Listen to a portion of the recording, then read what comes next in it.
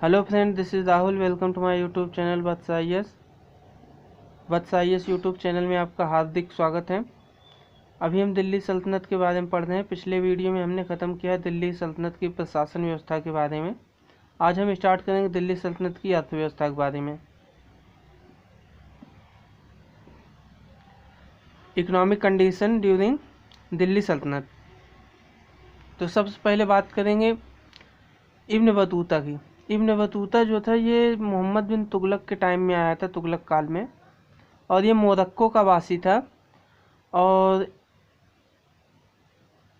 इसने बहुत सारी जानकारियाँ दिया हैं दिल्ली सल्तनत के बारे में, तुगलक काल के समय की जानकारियाँ। तो इसी अब इब्न बतूता के द्वारा बताई गई कुछ जानकारियाँ शेयर कर रहा हूँ, ध्यान से पढ़िए।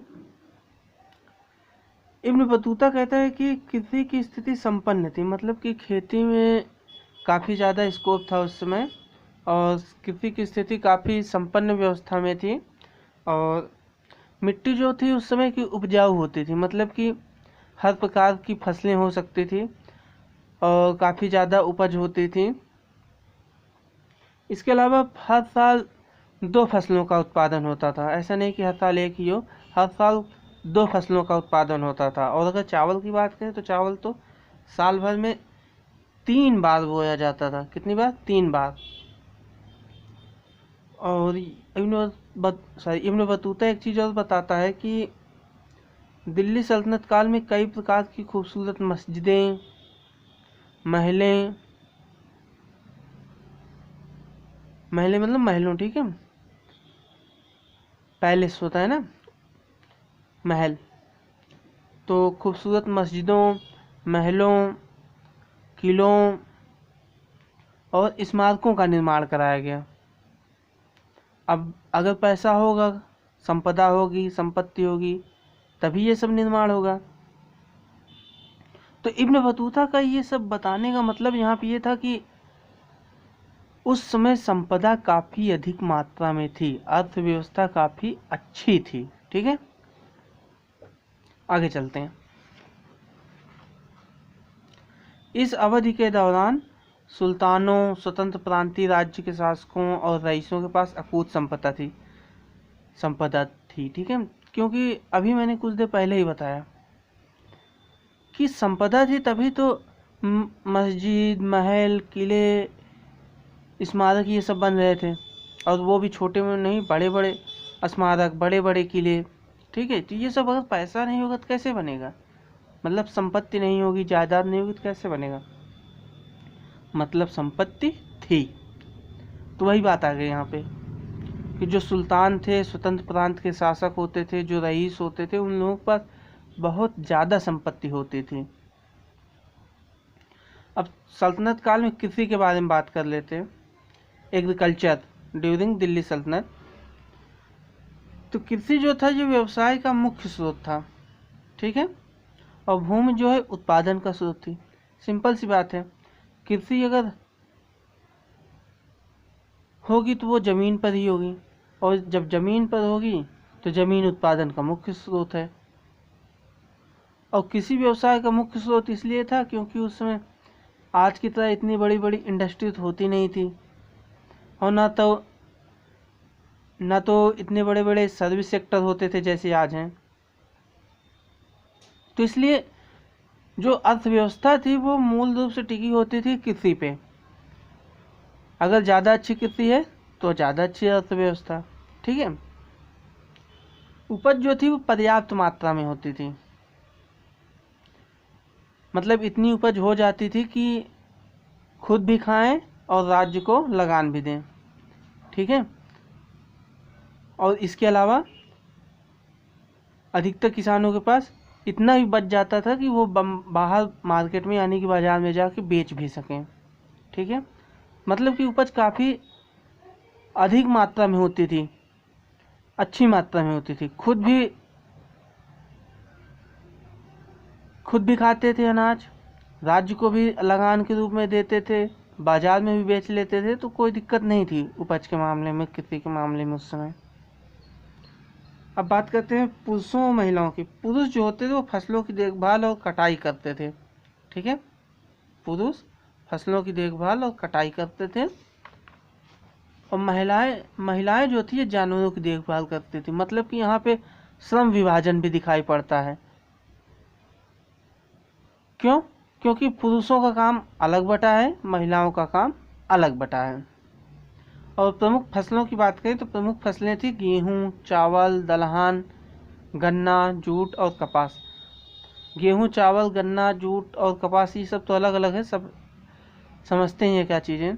दलहन का मतलब होता है ऐसी फसलें जिनसे दालें निकाली जाती हैं, जैसे चना, मटर, मसूर, अरहर, ये सब। ठीक है, तो ये सब दलहन फसलें होती हैं। तो ये सब भी काफ़ी अच्छी मात्रा में उसमें बोई जाती थी। इसके अलावा औषधि, जड़ी बूटियाँ और मसालों का भी उत्पादन और निर्यात दोनों होता था। तो औषधि, जड़ी बूटियाँ क्या है? आप लोगों ने आयुर्वेद के बारे में सुना होगा, और कई लोग आयुर्वेद से चिकित्सा पद्धति के माध्यम से अपना इलाज भी कराते होंगे। तो ये आयुर्वेद में दवाइयाँ बनती कहाँ से हैं? आप लोगों को पता होगा ये दवाइयाँ बनती हैं पेड़ पौधों से प्राप्त होने वाली जड़ी बूटियों से। तो अब ये मतलब कि यहाँ साफ निकला कि जो जड़ी बूटियाँ हैं वो पेड़ पौधों से निकल रही हैं। तो इसका मतलब जड़ी बूटियाँ प्राप्त करने के लिए ऐसे पौधों का उत्पादन करना पड़ेगा। तो इसका अर्थ ये निकलता है कि वहाँ पर उस समय औषधि जड़ी बूटियों का भी उत्पादन होता था। क्लियर है? समझ गए? आगे चलते हैं। एक चीज़ और, मसालों का भी उत्पादन होता था, मसालों का भी निर्यात होता था। और मसालों का उत्पादन उत्तर भारत और दक्षिण भारत दोनों जगह होता था, लेकिन अगर खास तौर पे बात की जाए तो दक्षिण भारत में अधिक होता था। ठीक है, यहाँ पर नोट नहीं किया मैंने, लेकिन आप नोट कर लीजिएगा सुन के। ठीक है, आगे चलते हैं। कस्बे कृषि उत्पादों और औद्योगिक वस्तुओं के वितरण के केंद्र के रूप में होते थे। सिंपल सी बात है कि अगर उद्योग धंधों से या फिर कृषि से किसी भी प्रकार के वस्तु का उत्पादन होने के बाद अगर उसको बेचना है तो वो सीधे ग्रामीण बस्तियों में अगर बेचेंगे तो हालांकि ग्रामीण बस्तियों में भी मुनाफा होगा, वहाँ भी सामान बिकेंगे, लेकिन वहाँ पे कम बिकेंगे वहाँ पर जहाँ पे ज़्यादा लोग रहते हों। तो सीधी सी बात है, कस्बे में और नगरों में ज़्यादा लोग रहते हैं तो वहाँ पे ज़्यादा अच्छा मार्केट रहेगा, तो वहाँ पे ज़्यादा अच्छे से बिक्री होगी। ठीक है, तो इसलिए कस्बे जो थे कृषि उत्पादों और औद्योगिक वस्तुओं के वितरण के केंद्र के रूप में होते थे। समझ गए? आगे, राज्य उपज का एक बड़ा हिस्सा राजस्व के रूप में अपने पास रख लेता था। अलाउद्दीन के टाइम पे एक चीज़ मैंने बताया था कि उपज का जो 50% है, 50% लगभग नहीं, पूरा आधा जो होता था वो राज्य को देना होता था, मतलब सल्तनत को। ठीक है, तो इसी के बारे में बात की गई है। हालांकि बाद में कई राजा ने इन सब नियमों में फेरबदल किया, लेकिन हमेशा ये रहा कि जो भी राजा या किंग आता था वो राजस्व के रूप में एक बड़ा खंड उपज का अपने पास रख लेता था। आगे चलते हैं। उद्योग, प्राचीन और परंपरागत तरीकों का प्रयोग होता था। सिंपल सी बात है, उस समय टेक्नोलॉजी इतनी अच्छी थी नहीं, तो प्राचीन और परंपरागत उद्योगों का ही सारी तकनीकों का प्रयोग होगा। ठीक है, ग्रामीण और कुटीर उद्योग थे। उस समय जो उद्योग होते थे, पहले तो उद्योग इतने बड़े होते नहीं थे, और जो होते भी थे तो वो कुटीर उद्योग या फिर ग्रामीण उद्योग होते थे। कुटीर का मतलब जो आस पड़ोस के लोगों को मिलाकर या घर में ही परिवार के लोगों के द्वारा मिलकर वस्तुएं बना लेना, उसको उत्पादित करके बेच लेना, ये सब। ठीक है, कुटीर उद्योग में आता है। आगे चलते हैं। इस अवधि के दौरान कपास की कताई और बुनाई के यंत्र होते थे। ठीक है, किस काल में? सल्तनत के काल में। और ये कुटीर उद्योग के अंतर्गत आते थे। और सुल्तान जिन बड़े उद्यमों का निर्माण स्वयं अपने हाथों में लेते थे वो कारखाने कहलाते थे। हालांकि ऐसे बहुत कम थे उस समय इंडस्ट्री, लेकिन थे। और वो जो कारखाने होते थे, मतलब कि जो उद्योग धंधे होते थे, वो ऐसे छोटे तो होते नहीं थे कि कोई भी आदमी अपने घर में या आस पड़ोस के लोगों को मिलाकर कर ले। तो वो बड़े लेवल पे होते थे, बड़ी पूंजी की ज़रूरत होती थी। तो इसलिए उसको सल्तनत के टाइम में राजा या फिर सुल्तान स्वयं अपने हाथों में लेता था, और उसको बोला जाता था, एक स्पेसिफिक नेम दिया जाता था, कारखाना, इंडस्ट्री। ठीक है। शिल्पकार जो होते थे ये सीधे तौर पर अधिकारियों की निगरानी में कार्यरत होते थे। मतलब जो शिल्पकार होते थे, क्राफ्ट आर्टिसन जो होते थे, वो अधिकारियों की निगरानी में वस्तुएं बनाते थे। और प्रमुख उद्योग की बात की जाए तो प्रमुख उद्योग उस समय वस्त्र उद्योग था। ठीक है, कपड़ा उद्योग, क्लॉथ इंडस्ट्री। ठीक है, उसमें सबसे प्रमुख उद्योग कपड़ा उद्योग था। आगे चलते हैं। व्यापार और वाणिज्य। सुल्तान के शासनकाल के दौरान अंतर्देशीय और विदेशी व्यापार में काफ़ी समृद्धि हुई थी। ठीक है, आंतरिक व्यापार के लिए व्यापारियों और दुकानदारों के विभिन्न वर्ग होते थे। ठीक है, कौन अलग अलग प्रकार के व्यापारी होते थे। अब प्रमुख व्यापारी कौन होते थे, इनके वर्ग जो है उन्हीं के बारे में बात कर रहे हैं। उत्तर में गुजराती होते थे, दक्षिण में क्षेत्री होते थे, और राजपूताना के बंजारे होते थे। ये मुख्य व्यापारी थे। कौन कौन थे, कौन कौन से वर्ग? उत्तर में गुजराती, ठीक है, दक्षिण में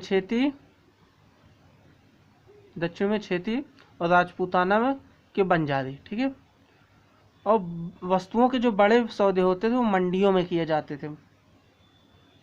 आज भी जो बड़े सौदे होते हैं वो लोकल मार्केट में ना होकर एक बड़ी जगह पे होते हैं, जहाँ पे बड़ी बड़ी मंडियाँ लगती हैं।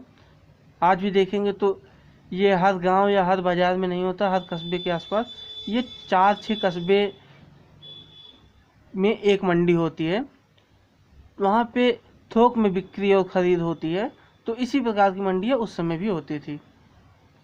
मूल बैंकरों या बैंकों का उपयोग ऋण देने के लिए और जमा प्राप्त करने के लिए किया जाता था, जैसे कि आज होता है, ऐसे ही उस समय भी बैंक होते थे।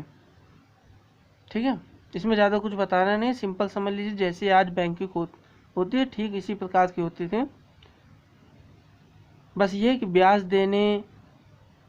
ऋण देने और ब्याज लेने की जो व्यवस्था थी वो आज के हिसाब से नहीं थी, वो अलग थी। बाकी काम इसी प्रकार होता था। ठीक है, आगे चलते हैं। आयात की मुख्य वस्तुएं। ऐसी वस्तुएं जिनका आयात होता था, जो खरीदी जाती थी, मतलब खरीद कर देश के अंदर लाई जाती थी विदेशों से। रेशम, मखमल, कशीदाकारी सामान। ठीक है, ये कुछ प्रॉब्लम हो गई थी यहाँ पे, जो बीच में जो बन गया उसकी वजह से काट दिया मैंने, कोई दिक्कत नहीं। बाकी आगे लिखा है कशीदाकारी सामान। ठीक है, घोड़े, बंदूकें, कीमती धातुएं, ये सारी चीज़ें जो थी ये बाहर से खरीद कर आती थी। फिर से रिपीट कर रहा हूँ, नोट कर लीजिएगा इसको। आयात की वस्तुएं रेशम, मखमल, ठीक है, कशीदाकारी सामान, घोड़े, बंदूकें, कीमती वस्तुएं, वस्तुएं नहीं, धातुएं। कीमती धातुएं मतलब सोना, चांदी, ये सब। ठीक है, अब निर्यात की वस्तुएं देखते हैं, जो यहाँ से जाता था बाहर विदेशों को बेचने के लिए। वो था अनाज, कपास, कीमती पत्थर, इंडिगो मतलब नील, ठीक है, खाल, अफीम, मसाले और चीनी, ये सब। और वाणिज्यिक संबंध वाले देशों की अगर बात करें, ऐसे देश जहाँ से उस समय के भारत का जो संबंध था, मतलब जहाँ से आयात निर्यात किया जाता था वस्तुओं का, उन देशों के बारे में पढ़ते हैं। कौन कौन से देश हैं देखते हैं।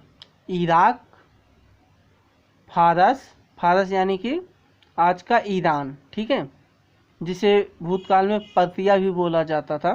ठीक है, इसके अलावा मिस्र, पूर्वी अफ्रीका, मलाया, मलाया मतलब कि आज का Malaysia, Java Sumatra, Java Sumatra आज इंडोनेशिया के अंतर्गत आते हैं। ठीक है, चाइना या चीन, ठीक है, चीन या चाइना एक ही बात है, अफगानिस्तान और मध्य एशिया। ठीक है, ये थोड़ा सा काफ़ी छोटे में लिख उठा है, लेकिन मैं बोल देता हूँ, ये मध्य एशिया लिखा हुआ है। ठीक है,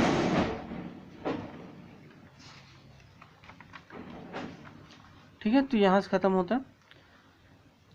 हालांकि ये ख़त्म नहीं हुआ है अभी, अर्थव्यवस्था अभी कुछ पार्ट बचा हुआ है, जैसे उस समय परिवहन के साधन कैसे होते थे, या फिर उसमें कर किस प्रकार से लिए जाते थे, कौन कौन से कर होते थे, उनका क्या क्या महत्व होता था।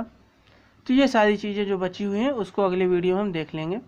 ठीक है, तो आज के लिए इतना ही। वीडियो देखने के लिए बहुत बहुत धन्यवाद।